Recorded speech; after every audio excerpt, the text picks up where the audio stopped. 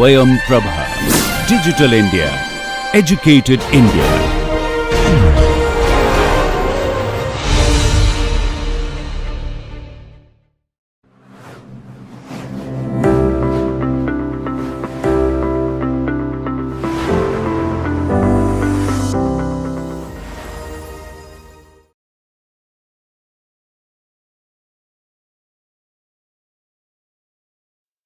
So welcome back to the fourth week of this course on the design of steel connections.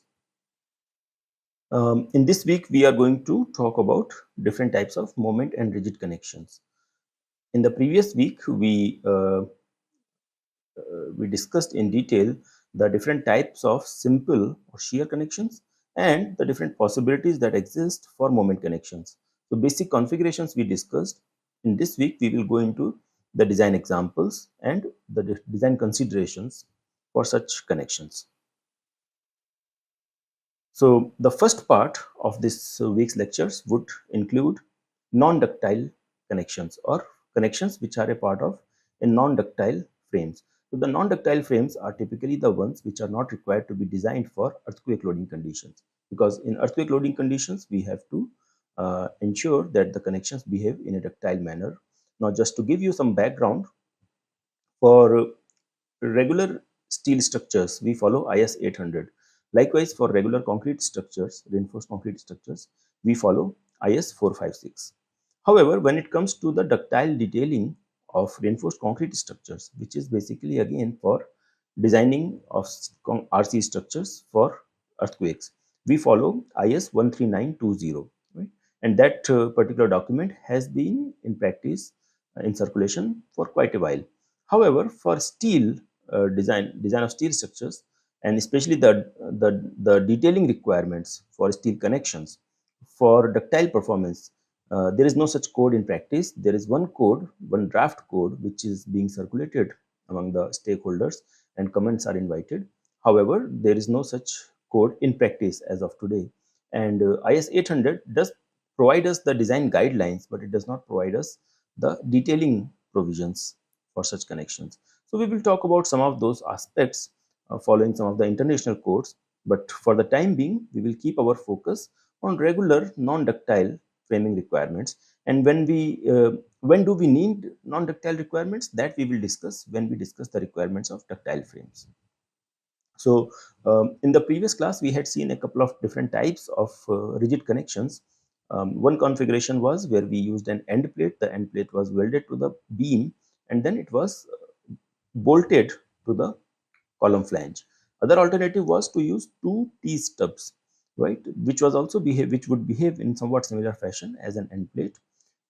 And then the completely different variety of such kind of connections was the one where we directly weld the flange of the beam to the column, or sometimes we may have to use a cover plate to weld the beam to the column. So the first variety which we are going to discuss today is the one where we use an end plate. So there are several different possibilities within the domain, within um, the area of end plate connection. So here you see three different configurations. In the first configuration, what you see here is the one where the end plate is relatively short. So it is not extending beyond the beam depth, and all the bolts that are provided are only provided within the depth of the beam. And in such a connection, again, the moment will be transferred uh, through these bolts. So one of the ends will be under bearing, the other one will be pulling, and these bolts will be transferring the force. And you have to make sure that this end plate is stiff enough and strong enough so that it can transfer the same amount of moment over a smaller lever arm. Another alternative is typically if the moment, depending on the direction of the moment, typically if the moment is of this type, wherein it wants to bend in clockwise direction, the beam wants to bend in clockwise direction, then the lower flange of the beam will be in compression and the top flange will be in tension. And if that is the case, typically we need to count on the performance of bolts on the top end side, and therefore sometimes the end plate may be extended more to the top end side, and we may provide a few extra bolts on that side to increase the lever arm. There can be other alternative where we can increase the length of the plate near the bottom flange of the beam. However, in such a case, we have to make sure that the end plate does not bend under that load, and therefore we may have to provide a stiffener like the one that is shown here, which is typically known as hinged connection. In this portion is called a haunch, which basically provides the stiffness, the required stiffness to this plate, which does not allow it to bend. So therefore, we can increase the lever arm. So this increase in the lever arm may be required for that purpose. So generally the idea is that in all these connections, the end plate would be welded to the beam directly, and this would be done at the shop, and then the entire setup would be brought to the site, and then at the site in the field, the beam along with the end connection would be aligned with the column, and then these bolts will be placed. Because of the presence of these bolts are more elastic, or they have longer length than the welds, and therefore these connections are typically more flexible as compared to the connection where the beam is directly welded into the column. But they provide this option that these connections can be opened and investigated at a later stage. In such connections, the idea is that whatever is the shear force demand, that will be transferred directly through the shear force that is acting at each bolt. So bolts will be participating in shear to resist the shear force demand on the beam, and the bolts will be going in tension to resist the bending moment demand. So of course bolt cannot resist compression. So whenever there is a compression demand, that will be handled directly through bearing. So for example, in these cases, the bottom flange of the beam, which is the bottommost part, that is the haunch, will be bearing against the column, and then all the bolts will be in tension, and that's how a lever arm will be developed.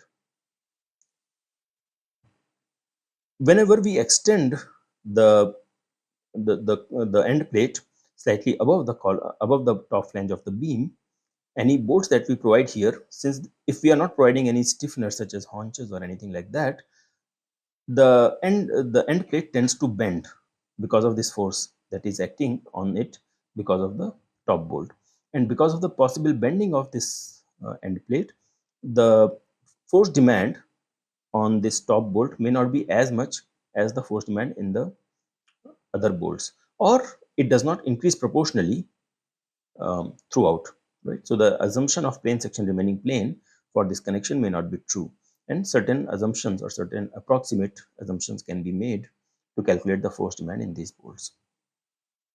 As I had mentioned before, the compression is typically concentrated at the lowest most point, so which would be the bottom flange in these two cases, and it will be the bottom of the haunch in this case.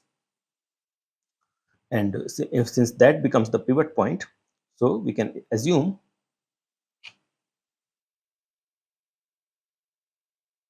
we can imagine that if this is the pivot point and the bolt and if the connection is tending to open in this way, and if this connection behaves, or this end plate behaves like a rigid plate, in that case we would have elongation in these bolts. So all these bolts will be in tension, but the elongation of each bolt will be proportional to the distance from the pivot point.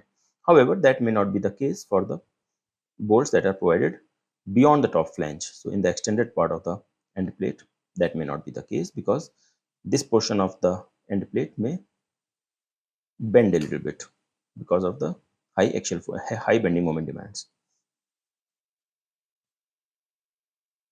Another major aspect of these connections is the provision of these continuity plates or stiffeners, horizontal diagonal stiffeners or doubler plate in such connections. Whenever we have this kind of connections, and if there is a point where the flange is going to bear against the column flange, most likely it will introduce very large stresses in this neighborhood, and there are different types of failures that are possible. Primary ones are the crippling failure of the beam web and the local buckling of the beam web. These types of failures can be prevented by providing horizontal stiffeners, which are also sometimes referred to as continuity plates. So basically the idea here is that whatever force is being applied, that can be transferred to the other end, and if there is another connection, another beam on the other side, that force can be transferred all the way to the other beam, instead of this web resisting the entire force. Also, whenever we have this kind of loading acting on this and there is a large moment demand, that requires a large shear resistance from the beam and from the column web. Sometimes the column web may not have sufficient strength available and it can undergo plastic deformations or buckling.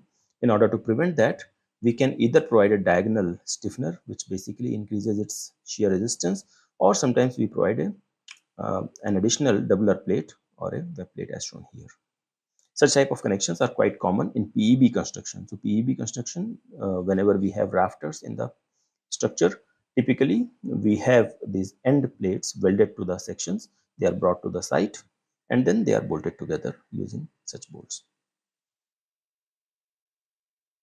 Now let us look at the different components that are part of a typical end plate connection and how these components are required to be designed. Here is a diagram of a typical end plate connection. Um, this is basically an extended end plate connection, but that hardly matters. So as we have already understood the mechanism, the pivot point will be somewhere here and individual bolts here will be resisting the force in proportional to their distance from the pivot point. So we can assume the pivot point to be at the bottom flange, right at the centroid of the bottom flange, and then we can calculate the strain developing in each of these bolts. So so basically these bolts, first of all, these bolts need to be designed for the combined shear force that would be acting on it because of the axial because of the shear force demand on the beam, and in addition to that they will also be resisting the tension force demand as shown here, right? So we typically assume the shear force demand on each bolt to be equal because we can assume that these plates are much more stiff than the overall shear stiffness of all the bolts combined, and as a result they can be considered as rigid planes and they can be considered to be not deforming while the bolts are deforming in shear. So bolts have to be designed for the combined tension and shear. In addition to that, if it is an extended end plate, it is subjected to large bending moment demand, and the end plate also needs to be designed for that demand. If I may show this in another plane.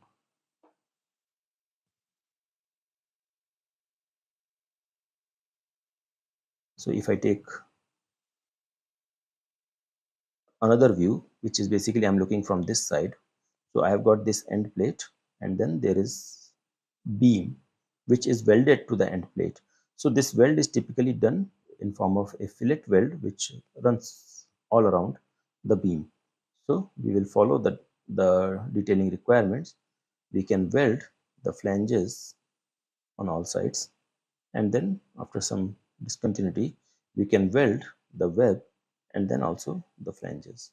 So these will be the locations of the fillet welds that we may need to provide, and we need to make sure that these fillet welds which are joining the beam to the end plate are strong enough to transfer the required forces.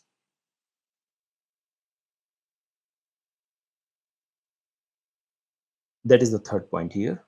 I missed the second point. So in this particular scenario, you might again notice that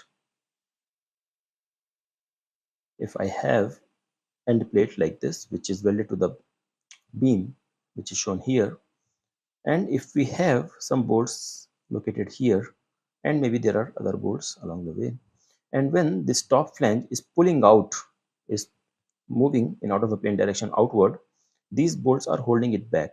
And again, coming back to the plane, what we may expect is that because of this joining of these flanges of this beam, this end plate may deform in this way, right? And these bolts are holding it back, and this top flange of the beam is pulling it in this side, and we may have to design this cross section of the end plate for the maximum bending moment demand, which will be basically equal to the force in the bolt multiplied by this lever arm, right? That will be the bending moment demand, and this plate needs to be designed for that.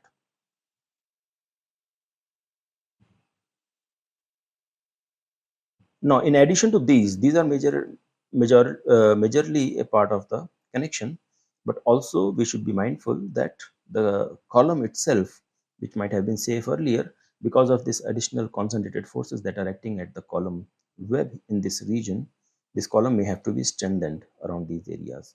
There may be a pull force or there might be a push force, and in either case we have to strengthen it. So the possibility of web crippling or column web buckling, those are very much real and they have to be prevented. And for that, we need to provide lateral or horizontal stiffeners. And in addition to that, if there is a large shear force demand that is calculated on the column web, and if the column web does not have enough capacity, we may provide diagonal stiffeners or doubler plates. So these are the components that need to be designed in a typical end plate rigid connection.